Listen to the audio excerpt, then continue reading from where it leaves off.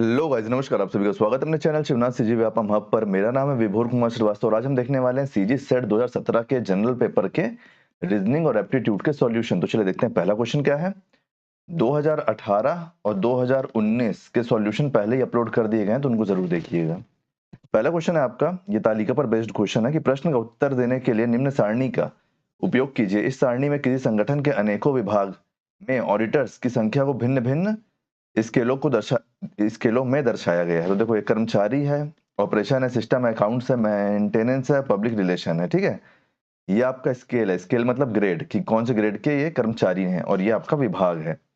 चलिए देखते हैं पहला क्वेश्चन क्या बन रहा है कि स्केल 3 और स्केल 4 में क्रमशः कुल कर्मचारियों की संख्या के मध्य का अनुपात तीसरे स्केल की और चौथे स्केल का हमको निकालना है अनुपात। ठीक है, तो तीसरा स्केल कहाँ है? तीसरा स्केल, ये तीसरा स्केल है, ये स्केल तीसरा है, तो मतलब इसका पूरे का टोटल। और किसका निकालना है? चौथे स्केल का निकालना है। चौथे स्केल का, एक मिनट ना, देखो ये तीसरा स्केल है तो इसका निकालना है और इसका अनुपात निकालना है इससे। तो चलो टोटल कर लेते हैं। तो देखो, देखो 75 है, 75 और ये 85, 75 और 85 हो गया आपका 160, 160 और ये हो गया 260, 260 और 120 हो गया 380, 380 और 320 हो गया 380 और 320 हो 700, 700 और 250 हो गया 950।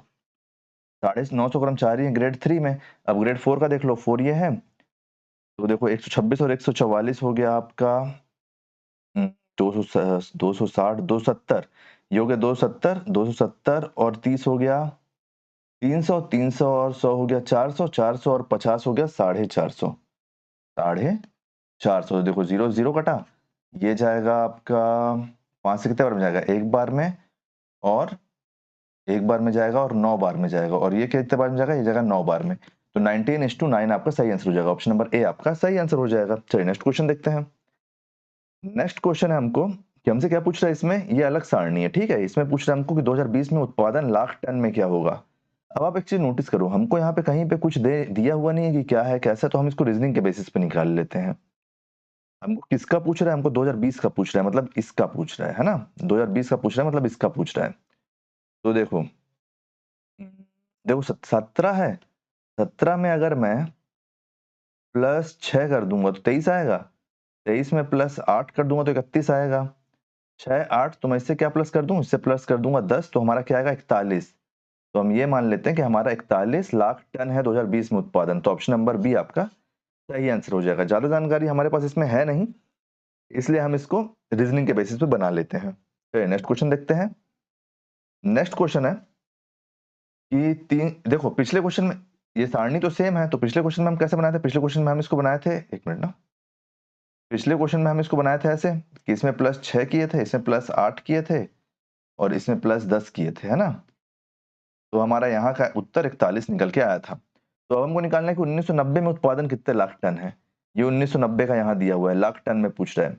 आप एक चीज नोटिस करो, जब मैं इधर आया था तो मैं दो इधर 6 8 10 बढ़ा हूँ, तो जो मेरे पास 10 का यहाँ पे वो है मार्जिन लास्ट वाला, मैं इसको रिवर्स ले लेता हूँ ना यार।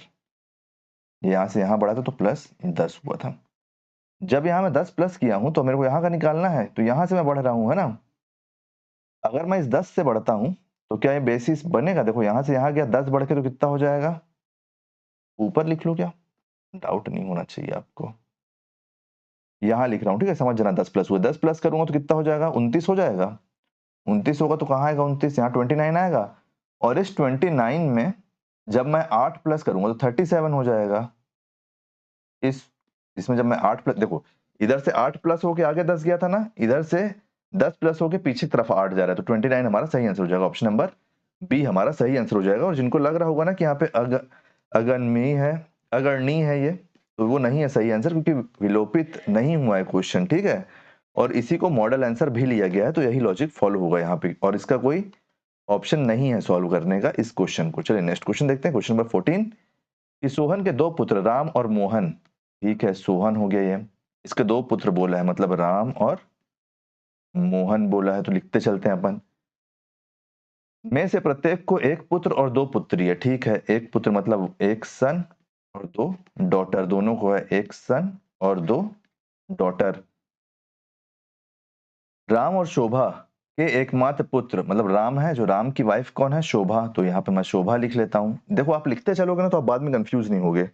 राम और शोभा के एकमात्र पुत्र, एकमात्र पुत्री, एक मिनट यार, राम और शोभा के एकमात्र पुत्र, हाँ एकमात्र पुत्र मतलब ये सन, टुक टूकू, टूकू के नाना के एकमात्र पुत्री, मतलब इसका जो नाना होगा, मतलब जो शोभा का पापा होगा, शोभा के पिताजी, शोभा के पिताजी है ना, पुत्री शोभा को 50 लाख देते हैं, पुत्री शोभा को 50 लाख देते हैं, मतलब इसके पिताजी शोभा को 50 लाख रुपए दिए हैं, 50 लाख रुपए दिए हैं, ठीक है। जबकि मोहन की पुत्री प्रिया की सास, मोहन की पुत्री प्रिया, मतलब इनमें से एक बेटी का नाम प्रिया है, मोहन की पुत्री प्रिया को उसकी सास, मोहन की पुत्री प्रिया को उसकी सास, मतलब किसकी सास? प्रिया की सास, प्रिया की सास अपने एकमात्र बेटे राहुल को 60 लाख रुपए देती है। मतलब जो प्रिया का हस्बैंड होगा, प्रिया का जो हस्बैंड होगा उसको दी है राहुल को, राहुल को 60 लाख रुपए, ठीक है। शोभा अपनी राशि का आधा अपने पुत्र को देती है। ये जो शोभा है, ये अपनी राशि का आधा अपने पुत्र को देती है, मतलब 50 लाख रुपए है, तो ये अपने बेटे को कितना दे देगी? 50 लाख का आप आधा करोगे तो कितना हो जाएगा? 25 लाख, मतलब शोभा 25 लाख रुपए अपने पुत्र को दे देती है, ठीक है। टुकू तथा राहुल दोनों अपनी अपनी राशि अपने अपने दादाजी को दिए, मतलब जो राहुल का 60 लाख है, ये 60 लाख ये अपने दादाजी को दिया, ये अपने दादाजी को दिया, और जो शोभा का बेटा है उसका दादा कौन है? इसका दादा कौन है? टुकू, टुकू है ना इसका दादा, इसका बेटा कौन है? टुकू, और टुकू का दादा कौन है? सोहन, क्योंकि शोभा का बेटा टुकू है और बाप उसका राम है, राम किसका बेटा है? सोहन का, तो इसके दादाजी कौन हुए? इसके दादाजी, सॉरी इसके दादाजी तो राम हुए ना, क्योंकि राम, राम का जो बेटा है ये उसका बेटा है, ये है ना, तो ये आपका हो गया टुकू। ये अपने दादा राम को कितना पैसा दे रहा है पूछ रहे हैं यहाँ पे, अपनी अपनी राशि अपने दादाजी को दी है। तब सोहन के पास कितनी राशि है? तब सोहन के पास कितनी राशि है? ये सोहन है, इसके पास कितनी राशि है? तो देखो ये जो 25 लाख रुपए है, यही 25 लाख तो सोहन के पास जाएगा ना, यही 25 लाख सोहन के पास जाएगा, क्योंकि जो टुकू है, टुकू राम का बेटा है और राम सोहन का बेटा है, तो ये 25 लाख किसके पास जाएगा? सोहन के पास। तो ऑप्शन नंबर बी हमारा सही आंसर हो जाएगा, ठीक है। देखो क्या हो रहा है, सोहन है, सोहन का एक बेटा राम है और एक बेटा मोहन है, मोहन की वाइफ शोभा है, शोभा को, शोभा के पिताजी 50 लाख रुपए दिए हैं, तो राम और शोभा का एक बेटा दो लड़की है, मोहन के भी एक बेटा दो लड़की है।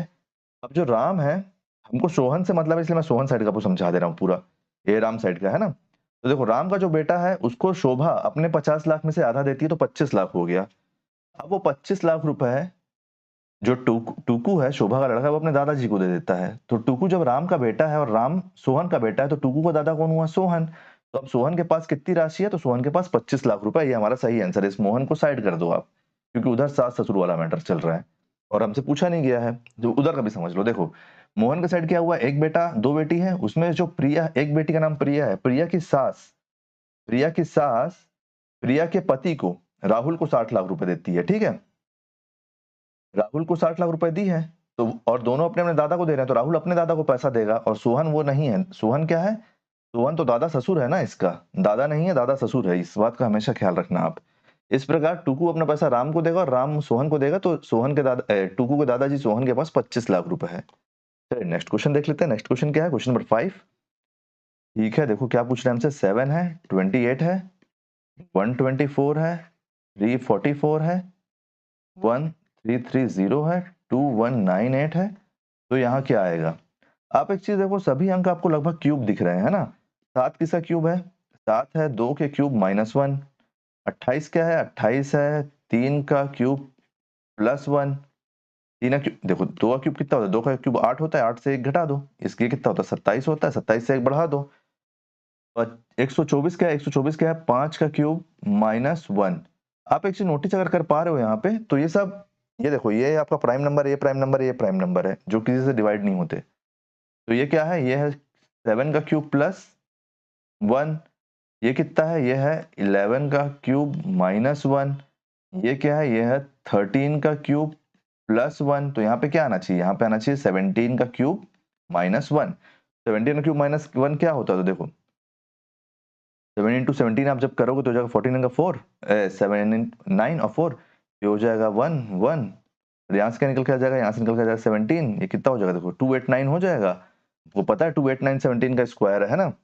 अब देखो आगे क्या हो जाएगा, ये आगे होगा 289 से जब आप 17 का इंटू करोगे क्यूब के लिए तो क्या निकल के आएगा, 7 9 जा कितना होता है, 7 9 जा 63 का 3 6, 7 8 जा 56, 7 8 जा 56, 56 और 6 हो गया 62 का 6 2 6, 7 2 जा 14, तो ये यहाँ पे इतना हुआ, यहाँ पे क्या आ जाएगा, यहाँ जाएगा 289, क्या बन के आएगा यहाँ पे बन के आएगा 3 1, एक 1 यहाँ से 9 4 4 9 1 3 आएगा यहाँ पे 4 9 1 3 माइनस 1 होगा तो क्या आना चाहिए 4 9 1 2 आना चाहिए, 4 9 1 2 हमारा सही आंसर हो जाएगा। तो कौन से नंबर ऑप्शन में है, ये कौन से नंबर ऑप्शन में, किसी भी नंबर ऑप्शन में नहीं है, ये क्वेश्चन विलोपित हुआ था, ठीक है, विलोपित विलोपित हुआ था।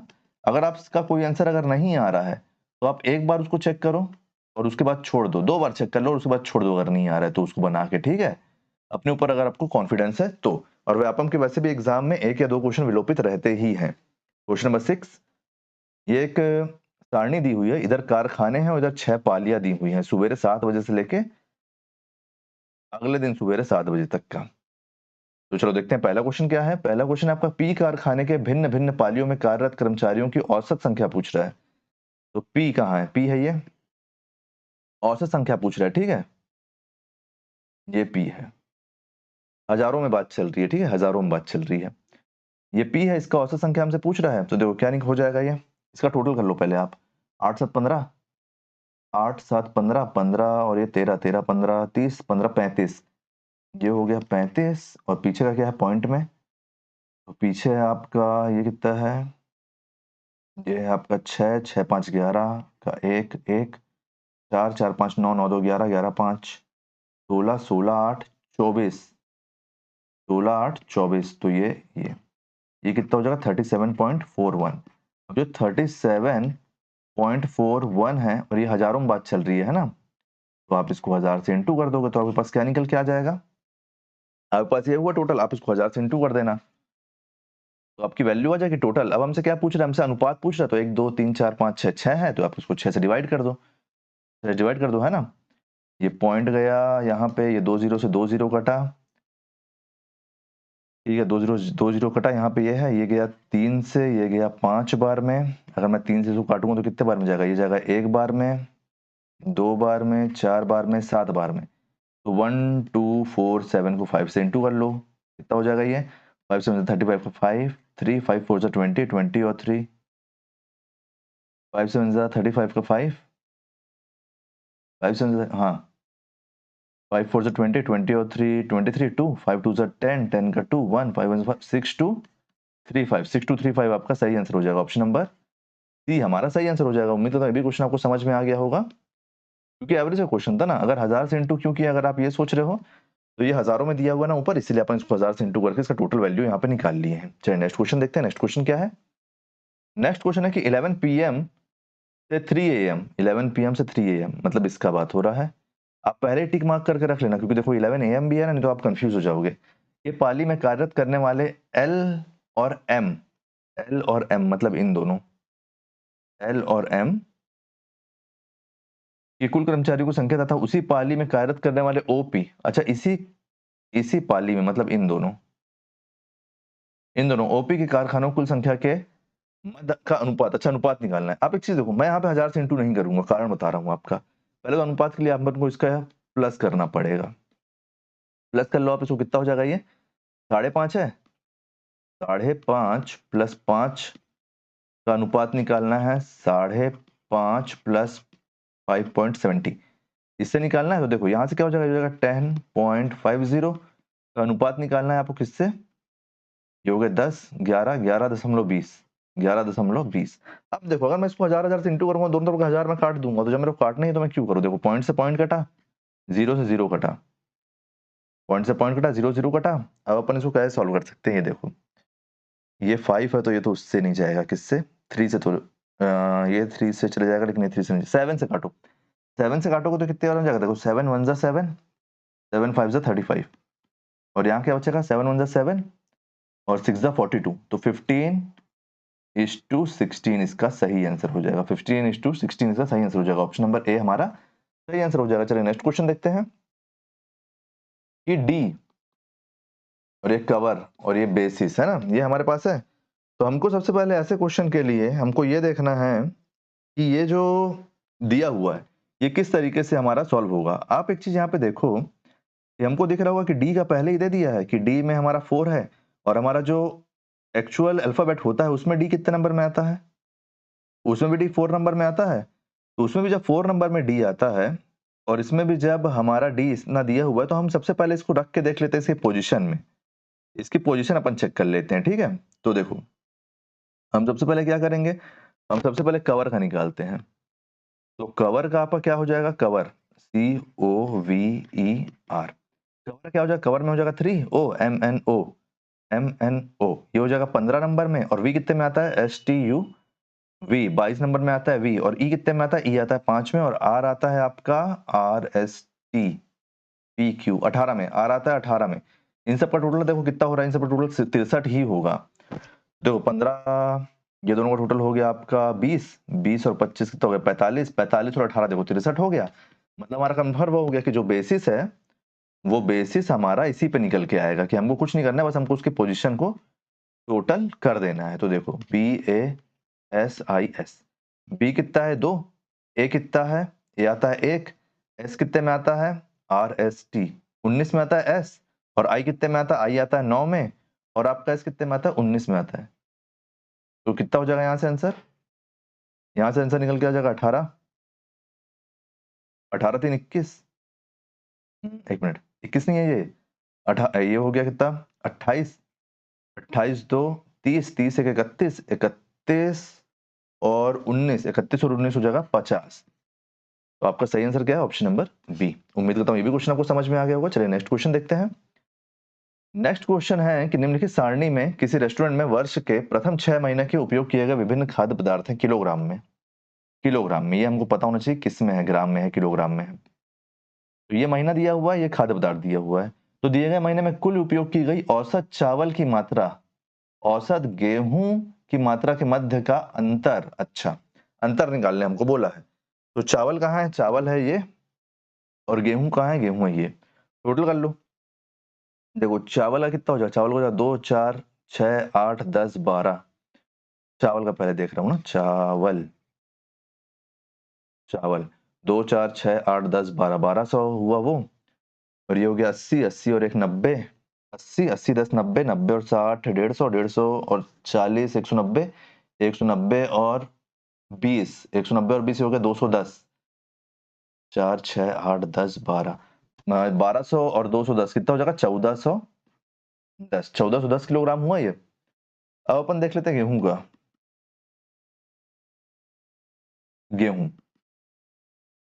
गेहूं का देख लेते हैं। तो देखो 320 और 280 हो गया 600, 600 और ये हो गया 940, 940 और 300 हो गया 1240, 1240 और 200 हो गया 1440, 1440 और 90 हो गया 1530, 1530 और 60 हो गया 1530 और 60 हो गया 1590, 1590 और 300 हो गया 1890,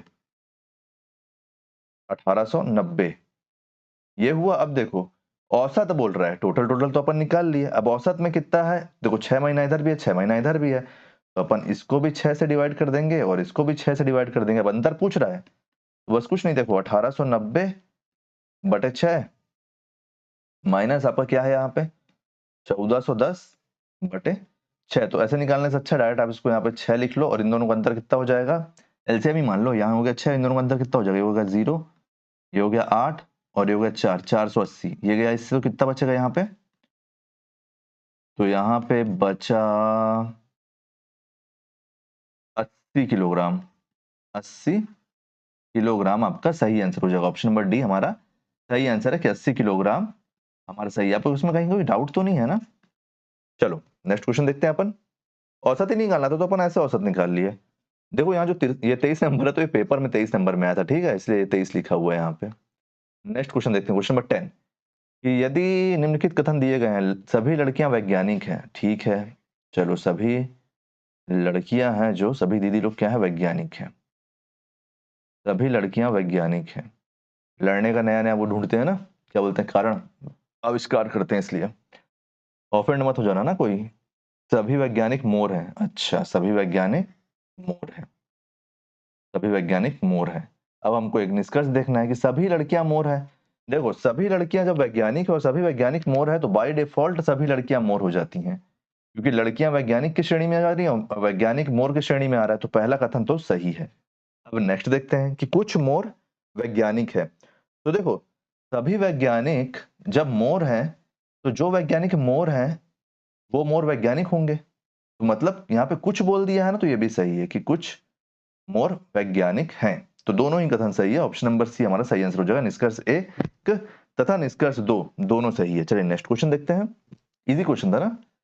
देखो अक्षर समूह का दोबारा क्वेश्चन आया हमारे पास कि इनमें से कौन सा भिन्न है, मतलब odd, odd one out, odd one out का ये क्वेश्चन है। तो देखो यहाँ पे क्या दिया है, पी एच और 3। आप एक चीज हमेशा नोटिस करना, मैं आपको हमेशा बार बार बता रहा हूँ कि जब भी आपके पास ऐसा आता है ना, आप सबसे पहले उसकी संख्या लिखा करो। तो देखो पी कितने में आता है, पी आता है 16 नंबर में, और एच कितने नंबर में आता है, तो एच आता है आपका जी एच 8 नंबर में, और ये क्या है, ये तो 3 तो यहाँ पे है ही। अब देखो अगला अपन देखते हैं कि अगला क्या है, अगला है वी के 2। तो वी आता है आपका 22 नंबर में, और आपका के आता है जे के आता है 11 नंबर में, और ये 2 है। देखो यहाँ से मेरे को एक पैटर्न दिखने लगा है, एक पैटर्न मेरे को यहाँ से दिखने लगा है। चलो लेकिन अब मैं आपको आगे बताता हूँ, एक्स डी और ये 6। तो एक्स कितने में आता है, एक्स वाई जेड, तो यह जगह 24 में, डी कितने में आता है 4 में, और ये कितना है 6, तो ये है ही। नेक्स्ट क्या है, नेक्स्ट है ओ ई 3। तो एम एन ओ 13 14 15, तो 15 में आएगा ओ, और ये आएगा आपका 5 में आएगा ई, और ये 3 तो है ही। पैटर्न मेरे को क्या दिख रहा है, देखो 11 2 का जब मैं इंटू करूंगा 11 से तो बनेगा 22, 6 का जब मैं इंटू करूंगा 24, तो 4 से तो बनेगा 24, उसी प्रकार 3 का जब मैं इंटू करूंगा 5 से तो बनेगा 15, लेकिन जब मैं 3 का इंटू करूंगा यहाँ 8 से तो बनेगा 24, और इस 24 की जगह क्या दिया हुआ है हमको, 16। तो यही हमारा ऑड है, answer number option number A हमारा सही आंसर हो जाएगा। चलिए नेक्स्ट क्वेश्चन देखते हैं। अल्फाबेट याद कर लो यार, मैं बार बार बोल रहा हूँ। देखो निम्न कोडिंग पद्धति को देखें, यहाँ पे एक स्टेटमेंट दिया है, ये उसका कोड है नीचे वाला, ये स्टेटमेंट है, ये उसका कोड है नीचे वाला, ये स्टेटमेंट है, ये कोड है, ये स्टेटमेंट है, ये कोड है। अब हमको इसमें डिकोड करना है कि कौन से वर्ड के लिए कौन सा लेटर मतलब नीचे दिया हुआ है। देखो यहाँ पे जैसे 4 वर्ड है तो यहाँ भी 4 है, यहाँ 4, यहाँ 4, यहाँ 4, यहाँ 4, यहाँ 5, तो यहाँ 5 दिया हुआ है। स्टेटमेंट तब alert Nepal from China and Pakistan को किस प्रकार कोड किया जाएगा। मतलब देखो यहाँ भी बता रहा है कि नेपाल को कहीं चाइना कब्जा ना कर ले, पाकिस्तान कब्जा ना कर ले, है ना, अलर्ट रहने बोला है नेपाल को। तो इसमें से कौन सा ऑप्शन हमारा सही हो सकता है। देखो एक इसका ना, आप सिंगल सिंगल निकालोगे ना तो आप पागल हो जाओगे, पागल हो जाओगे मतलब आपको बहुत टाइम लगेगा। मैं आपको एक चीज बताता हूँ, देखो इसमें सब वर्ड अलग अलग है, आप एक एक वर्ड ढूंढना चालू करो। देखो जो अलर्ट है, ये कहाँ कहाँ पे अलर्ट है, एक अलर्ट यहाँ पे है, एक अलर्ट यहाँ पे है, और कहाँ है अलर्ट, एक अलर्ट यहाँ पे है, एक अलर्ट यहाँ पे, इन 3 में अलर्ट है, और हमको यहाँ पे अलर्ट चाहिए, तो हम अलर्ट का पहले देख लेते हैं। तो अलर्ट का के लिए क्या वर्ड है, एक ऐसा वर्ड ढूंढो जो इन तीनों में ही कॉमन हो। तो देखो मेरे को यहाँ से क्या, ये मेरे को टॉप दिख रहा है, देखो यहाँ पे टॉप कॉमन है, फिर यहाँ पे भी टॉप कॉमन है। अब आप बोलोगे देखो यहाँ पे लू भी है, यहाँ पे भी लू है ना, लेकिन यहाँ पे टॉप है, तो हमारा कंफर्म हो गया, यहाँ पे लू नहीं है ना, तो लू ना होके टॉप हमारा वर्ड हो जाएगा इसका, टॉप, क्योंकि लू नहीं है तो यहाँ से हमारा कंफर्म हो गया। अब देखो अब हमको और क्या चाहिए, हमको और क्या चाहिए, हमको चाहिए नेपाल, हमको नेपाल चाहिए, है ना। तो अब यहाँ से आप देख लो टॉप किसमें किसमें है, इसमें है टॉप, नहीं है तो ये हमारा आंसर नहीं हो सकता, इसमें है टॉप, नहीं है तो ये हमारा आंसर नहीं हो सकता।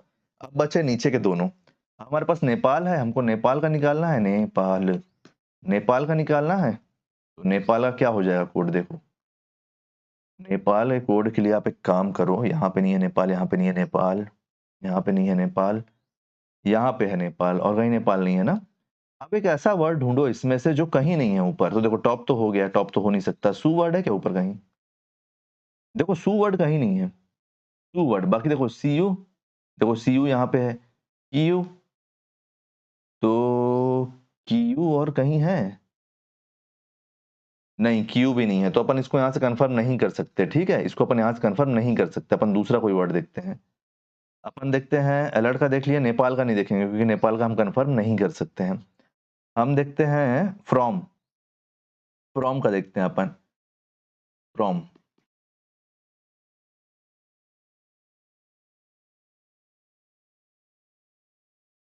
फ्रॉम कि फ्रॉम का क्या लेटर होगा। तो देखो फ्रॉम कहाँ है, फ्रॉम यहाँ पे है, फ्रॉम यहाँ पे है, फ्रॉम यहाँ पे, ऊपर के तीन में है। तो ऐसा वर्ड ढूंढो जो तीनों में कॉमन हो। तो अब देखो, आप अब देखो यहाँ पे लू है, देखो ये लू है, ये लू है, और ये लू है। और कोई वर्ड कहीं कॉमन हो रहा है? देखो सिंग कहीं हो रहा है कॉमन, तीनों में नहीं। तो लू तीनों में कॉमन है, तो फ्रॉम का क्या हो जाएगा, फ्रॉम का हो जाएगा लू। तो देखो लू है किसी में, तो लू इसमें भी है, लू इसमें भी है। ठीक है, कोई दिक्कत वाला बात नहीं है। अब अपन देखते हैं, नेपाल का तो नहीं निकाल सकते, अलर्ट का निकाल लिया, चाइना का देख लेते हैं। चाइना, चाइना कहाँ है? चाइना हमारा यहाँ पे दिया हुआ है, चाइना हमारा यहाँ पे है एक, और एक चाइना हमारा यहाँ पे। तो अब देखो इन दोनों में कॉमन क्या है, तो लू तो हमारा निकल गया है, तो लू को तो कैंसिल कर दो। अब लू को छोड़ के और क्या कॉमन है, फूटू लाफ सिंग, सिंग फूटॉप। तो देखो सिंग यहाँ भी है, सिंग यहाँ भी है, तो चाइना के लिए क्या वर्ड आ रहा है, तो चाइना के लिए वर्ड आ रहा है सिंग। सिंग स्किंग वाला मत समझ लेना, सिंग कहाँ है, चाइना, चाइना, चाइना के लिए क्या निकल के आ रहा है, सिंग। तो हमारे कौन से ऑप्शन में सिंग है, देखो हमारे कौन से ऑप्शन में सिंग है, तो देखो ऑप्शन नंबर डी हमारा सही आंसर आ जाएगा। ज्यादा मेहनत हमको आगे करना नहीं है, क्योंकि हमने टॉप, लू, सिंग, हमने तीन वर्ड से जो कंफर्म कर लिया है ना। तो इस प्रकार से आप इसको बनाना, ना कि ऑप्शन से जाके, क्योंकि आप ना वैसे में कंफ्यूज हो जाओगे और बहुत ज्यादा भटक जाओगे। चलो नेक्स्ट क्वेश्चन देखते हैं। नेक्स्ट क्वेश्चन क्या है, क्वेश्चन नंबर 13। इस पेपर में शायद 17 वाले में 16 क्वेश्चन आए थे शायद, मेरे को जहां तक लग रहा है, रीजनिंग और मैथ्स के। देखो, यदि ट्राइंगल विज्ञान के छात्रों को निरूपित करता है, मतलब ट्राइंगल क्या बताता है, विज्ञान, ऐसे लिख लेना, अपने तो कंफ्यूज हो जाओगे। आपका रेक्टेंगल क्या बताता है, कला। हम लोग जब स्कूल में थे ना, तो हम लोग को एक मैडम पढ़ाती थी, कला मैडम। देखो सर्कल क्या है, सर्कल है वाणिज्य, वाणिज्य, मतलब वो पढ़ाती नहीं थी, वो देखती थी, वाइस प्रिंसिपल थी, एडमिनिस्ट्रेशन देखती थी वो। तथा ये अभी तो शिक्षा कर्मी में हो गया उनका, तो शिक्षा कर्मी में काम करने चले गई। हमारा स्कूल प्राइवेट स्कूल था ना, तो वहां से निकल के फिर वो शिक्षा कर्मी में चले गए। अब कौन सा वर्ग में, ये मत पूछ लेना, ये नहीं मालूम। तथा आपका जो ये ओवल शेप है, ये आता है आपका विधि के छात्र को। ओवल शेप किसके छात्र को दर्शाता है, तो विधि के छात्र को। ओवल शेप दर्शाता है आपका विधि के छात्रों को। तो देखो हमसे क्या पूछ रहा है, हमसे पूछ रहा है कि निम्न चित्र से ज्ञात कीजिए कि वाणिज्य के कितने छात्र ऐसे हैं जो विज्ञान, कला, विधि के भी छात्र हैं। ठीक है, तो वाणिज्य मतलब हमारा सर्कल, सर्कल का ऐसा कौन सा छात्र है जो बाकी सबको भी कंप्लीट कर रहा है, तो एक चार है, तो चार तो हो नहीं सकता क्योंकि तो बाहर है। एक दो है, तो दो जो है वो ट्रायंगल के बाहर है, तो केवल तीन है, ये जो तीन, ये तीन वाला जो छात्र है, ये इन तीनों के भी छात्र हैं। तो ऑप्शन नंबर सी हमारा सही आंसर हो जाएगा। चलिए नेक्स्ट क्वेश्चन देखते हैं, इतना इजी क्वेश्चन था ये। नेक्स्ट क्वेश्चन है कि छह दोस्त PQRSTU क्लब मेंबर हैं, प्रत्येक अलग अलग खेल खेलते हैं, अलग अलग खेल, football, tennis, cricket, tennis, basketball, badminton, volleyball खेलते हैं। ठीक है, अच्छा करते हैं, खेलते हैं तो खेलना भी चाहिए। तो देखो टी, अब अपन इसको अरेंज कैसे करेंगे, यहाँ पे सबसे बड़ा बात क्या हो जाता है ना, कि हम इसको किस प्रकार से एडजस्ट कर सकते हैं। हम जितना अच्छा लेटर को पढ़ेंगे उतना अच्छा हमारे लिए रहेगा। तो देखो हमको क्या क्या पता चल रहा है, टी जो कि पी और एस से लंबा है, तो देखो टी लंबा है पी और एस से, टी पी और एस से लंबा है, तो मैं पी ऑब्लिक एस लिख रहा हूँ। क्यों? क्योंकि हमको पता नहीं कि इन दोनों में कौन लंबा है। टेनिस खेलता है, और ये भाई हमारा टेनिस खेलता है, ये हो गया। ठीक है, अब सेकंड पढ़ते हैं। उनमें सबसे ऊंचा बास्केटबॉल खेलता है, मतलब जो छह दोस्त है ना, इन सब में जो सबसे ऊंचा होगा टॉप में, वो भाई बास्केटबॉल खेलता है, बास्केटबॉल खेलता है। अपन ऐसे ऊपर नीचे इसलिए लिख रहे हैं क्योंकि लंबाई वाला क्वेश्चन है। ठीक है, उनमें जो सबसे छोटा है वो वॉलीबॉल खेलता है, तो जो सबसे छोटा है वो वॉलीबॉल खेलता है। देखो सबसे बड़ा, सबसे छोटा ना, ये सबसे छोटा, कंफ्यूज मत होना आप लोग, ये है सबसे बड़ा, सबसे बड़ा। अब जो खेल होगा इन दोनों के बीच में होगा। क्यू और एस ना ही बास्केटबॉल खेलते हैं और ना ही वॉलीबॉल, तो जो Q और S है, इन दोनों ना तो बास्केटबॉल खेलते हैं और ना ही वॉलीबॉल। अरे यार, मैं अभी वैसा साउंड किया क्या कि वो जो मेमड़ा मेमड़ा वाला मीम चल रहा है वैसा वाला? मेरे को वैसे ही लगा, बताना तुम लोग। ये हो गया। अब देखो, ऊंचाई के अनुसार T P और Q के मध्य है। ऊंचाई के अनुसार जो T है वो P और Q के मध्य है, जहां Q फुटबॉल खेलता है। तो देखो, अब मेरे को ये भी नहीं मालूम है कि P और ये Q है। अब ये P और Q मैं यहां भी लिख देता हूं, क्योंकि इन दोनों में लंबा कौन है। अब इन दोनों में भी पता नहीं है, तो इन दोनों का भी अपन लिख नहीं सकते। इन दोनों में लंबा कौन है? इन दोनों के मध्य T है। तो देखो, ये हो गया एक दोस्त, ये हो गया दो दोस्त, ये हो गया तीन दोस्त, ये हो गया चार दोस्त, और ये S भी यहीं कहीं घूम रहा है। ये हो गया पांच दोस्त, और ये हो गया छह दोस्त। एक मिनट ना, ये इन दोनों से लंबा है तो S से तो लंबा ही होगा ना। S से तो लंबा ही होगा, तो S नीचे है। T जो P और S से लंबा है। अच्छा ठीक है, तो ये अरेंज हो गया। यहाँ पे हमको पहले बताया था ना कि T जो P और S से लंबा है, P और S से लंबा है बोला, तो ये Q जो है ऊपर, ये तो Q हो जाएगा, क्योंकि Q और P के बीच में है T। Q और P के बीच में है T, तो यहाँ पे आ गया ये। अब देखो, एच P और S से लंबा है, S के बारे में और कहीं दे रहा है कि कुछ जानकारी नहीं। तो या तो S ये जो है, अब ये P और S एक दूसरे में से कौन लंबा है ये हमको नहीं पता, या तो ये P और S ऊपर नीचे होंगे, लेकिन इन दोनों के बीच में ये है। तो जब हमको बताया कि इन दोनों के बीच में ये है, तो अगर Q ऊपर तो P नीचे है, तो हमारा हम बीच में कौन हो जाएगा? बीच में हो जाएगा S। S बीच में इसलिए हो जाएगा क्योंकि इन दोनों के बीच में। अब कितना बीच में ये तो हमको पता नहीं। तो देखो, एक दो तीन चार पांच छह, ये छह दोस्त आपके हो गए। हमसे क्वेश्चन में क्या पूछ रहा है कि तीसरे नंबर पर कौन है, तो हमको मतलब नहीं कि कौन क्या खेल रहा है। अब हमारे तीसरे नंबर में है T, तो T हमारा सही आंसर हो जाएगा। ऑप्शन नंबर सी आपका सही आंसर हो जाएगा कि T हमारा सही आंसर है, और T तुम्हारी भाभी का नाम भी है, इनिशियल है, इनिशियल। तो देखो, अगला क्वेश्चन क्या है, नाम मत पूछना, बताऊंगा नहीं। अगला क्वेश्चन है, श्रेणी का अगला पद ज्ञात कीजिए। श्रेणी का अगला पद ज्ञात कीजिए, है ना। तो ये है BE K, CGM, EKQ, GMS। ठीक है। अब देखो, अब हमको क्या चाहिए? यहाँ पे हमको चाहिए फिर से लेटर। लेटर खेला गया ना, इसलिए लेटर आपको याद होना चाहिए। मैं बार बार बोलता हूँ। देखो, बी कितने में आता है? बी आता है 2 में, ई आता है 5 में, के आता है आपका 11 में, छोड़ दो, सी आता है 3 में, जी आता है 7 में, एम आता है MNOP, एम आता है 13 में, ई आता है 5 में, के आता है 11 में, और जे के क्यू आता है 17 में, जी आता है 7 में, एम आता है 13 में, और STU एस आता है 19 में। तो यहाँ पे क्या आएगा देख लेते हैं। क्या कोई दिक्कत वाला बात थोड़ी ना है। ठीक है। क्या हो रहा है लॉजिक यहाँ पे? 2 से अगर यहाँ पे 1 बढ़ रहा है, 1 3 5 ना, 1 बढ़ रहा है, 2 बढ़ रहा है, 2 बढ़ रहा है, नहीं नहीं ऐसा नहीं है। यहाँ से 3 बढ़ रहा है, 4 बढ़ रहा है, 6 बढ़ रहा है, नहीं ऐसा भी नहीं है। इन दोनों के इंटू से, इन दोनों के इंटू से 1 बढ़ रहा है, नहीं ये भी नहीं है। क्या हो सकता है इसका लॉजिक? लास्ट वाले को अगर मैं देखता हूँ, नहीं लास्ट वाला भी नहीं, बीच वाला 2 4 6, बीच वाला भी नहीं। बी है, ई है, के है, इन दोनों का इंटू करूंगा 10 हो जाएगा, 10 में 1 प्लस करूंगा तो ऐसे बनेगा क्या? नहीं बन रहा है ऐसे भी। फिर आपका क्या है? ये है 21, 21 हो रहा है, 21 के बाद नहीं, ये भी लॉजिक सही नहीं है।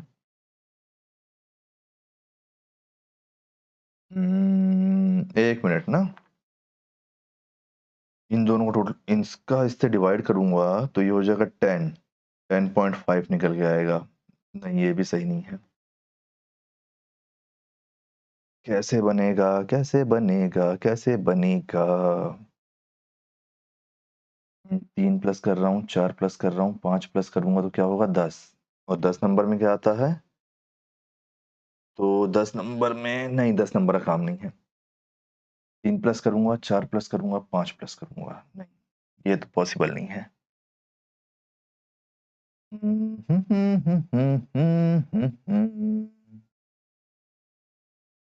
यहाँ से 6 बढ़ा है, यहाँ से 6 बढ़ा है, यहाँ से 6, हाँ देखो, 5 है, 5 से 6 बढ़े 11 हुआ है, 7 है, 7 से 6 बढ़ के 13 हुआ है, 11 है, 11 से 6 बढ़ के 17 हुआ है। 13 है, 13 से 6 बढ़ के 19 हुआ है। ये यहां तक हो गया, बचा क्या हमारा शुरू का लेटर बचा। तो देखो जब मैं इस 2 से 1 प्लस करूंगा तो 3 आएगा। 3 से जब मैं 2 प्लस करूंगा तो 5 आएगा। नहीं नहीं नहीं, ये लॉजिक नहीं, ये लॉजिक नहीं, ये लॉजिक नहीं। 1 मिनट, ये 6 है ना। अगर मैं इस 2 में से, अगर मैं इस 5 में प्लस 3 कर दूंगा तो आएगा ना 5। इस 3 में मैं प्लस 4 करूंगा तो 7 आएगा। 3 4 5।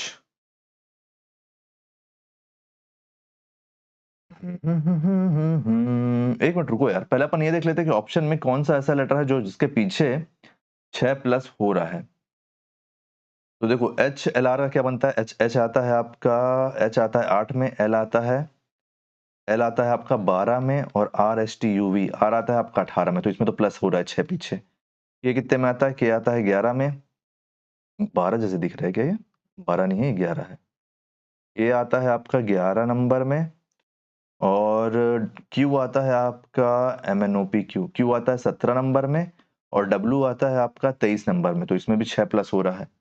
जे आता है आपका 10 नंबर में, डब्ल्यू आ रहा है आपका 23 नंबर, हाँ 23 नंबर में, और क्यू आ रहा है आपका 17 नंबर में। तो इसमें तो माइनस हो रहा है, तो ये तो नहीं हो सकता आंसर। यू आ रहा है 17 नंबर में, एल आ रहा है, एल कितने नंबर में आ रहा है, एल आ रहा है M N, L M N O, L आ रहा है 12 नंबर में, और आर आ रहा है आपका, आर आ रहा है आपका R S T U V 18 number में। 18 नंबर में आर हो रहा है, तो यहाँ भी 6 प्लस हो रहा है ना।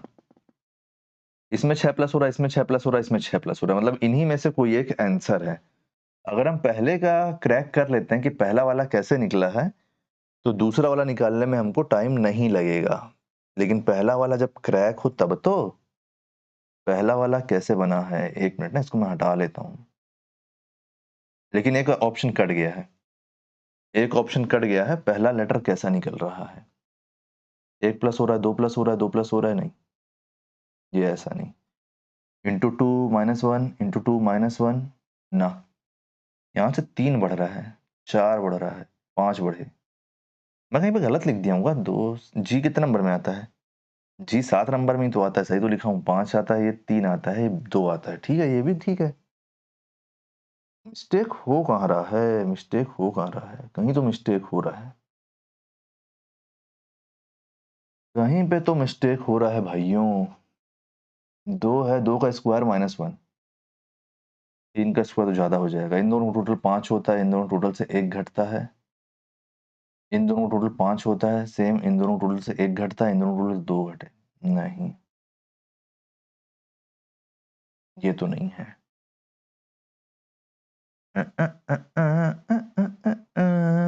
ठीक है, चलो देखो, मैं इसको बनाता ना तो मैं ऐसे बनाता। देखो 2 है, 2 में +1 हुआ है, 2 में +1 हुआ है, 3 में क्या हुआ है, 3 में +2 हुआ है, 3 में +2 हुआ है, इसमें भी +2 हुआ है। तो मैं इसको यहाँ पे छोड़ देता, ठीक है, ये ऐसे नहीं जाएगा। फिर मैं इसको कैसे लेता, एग्जाम का ही बता रहा हूँ, एग्जाम पर्पस में। फिर देखो, फिर मैं इसको ऐसे लेता कि ये जो 2 है, 2 में अगर मैं एक यहाँ पे 3 बढ़ाऊंगा तो 5 हो रहा है।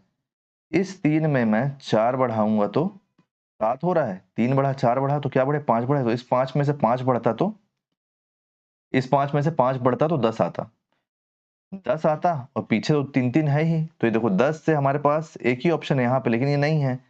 अब देखो, ये जो ये हुआ है, और यहाँ पे जब ऐसा बता रहा है, 10 के बाद हमारे पास ऑप्शन नहीं है, हमारे पास यहाँ 11 का ऑप्शन है, और यहाँ पे 17 है, 23 है। तो हम इसमें से कंफर्म कर ही नहीं सकते थे कि कौन सा आंसर सही होगा, है ना। तो इस क्वेश्चन को मैं छोड़ के आता। तो इस क्वेश्चन में मेरे को भी डाउट है, अगर ये क्वेश्चन आपसे बने तो आप इसको मेरे को कमेंट में जरूर बताना, इसको मैं देखना चाहूंगा इसका का सॉल्यूशन, है ना। आधा मैं आपको बता दिया हूँ कि यहाँ से यहाँ तक कैसे जाएगा, पीछे 6 का डिफरेंस होना चाहिए। इसके आगे का बताओ मेरे को इसका आंसर क्या होगा, क्योंकि ये नहीं बन रहा है, या फिर अगर विलोपित हुआ होगा तो वो भी बता देना, क्योंकि वो भी मेरे को पता नहीं है। चलिए नेक्स्ट क्वेश्चन देखते हैं अपन। कि नेक्स्ट क्वेश्चन क्या है कि ए बी सी, यहाँ पे हमको इसको पूर्ण करना है। ए बी सी, यहाँ पे 2 गैप है, सी डी ए, फिर ये सी है, फिर ये डी है, फिर ये गैप है, ए है, बी है, फिर गैप है, फिर डी है। जब भी ऐसा क्वेश्चन आएगा तो आप इसको पहले ना बराबर पार्ट में डिवाइड कर लेना। और हमको यहाँ पे क्या दिख रहा है? हमको यहाँ पे ए बी सी डी दिख रहा है, ठीक है? तो अपन इसको कोशिश करेंगे कि अपन इसको 4 भाग में बांट लें। 1 2 3 4, 2 3 4, तो देखो 4 में बढ़ गया, ये 12 है टोटल, अपन इसको 4-4 के भाग में बांट लिए। अब ये कंप्लीट कैसे कर रहा है? ये हर कोई भी चीज रिपीट नहीं कर रहा है। रिपीट नहीं करने के लिए यहाँ पे क्या होगा? यहाँ पे डी आएगा, यहाँ पे क्या आएगा? यहाँ पे बी आएगा। इन दोनों को अपन अभी छोड़ के चलते हैं, और यहाँ पे क्या आएगा? यहाँ पे सी आएगा। तो हमारे पास क्या क्या है? हमारे पास है डी, बी, यहाँ पे कौन कौन सा आएगा वो देखना है, और यहाँ है हमारे पास सी। तो इससे हमारा कौन सा ऑप्शन दिख रहा है? देखो, D B A B C, ये हमारा सही आंसर हो जाएगा, क्योंकि यही हमारा एक ऑप्शन है इसमें जो इसको फॉलो कर रहा है।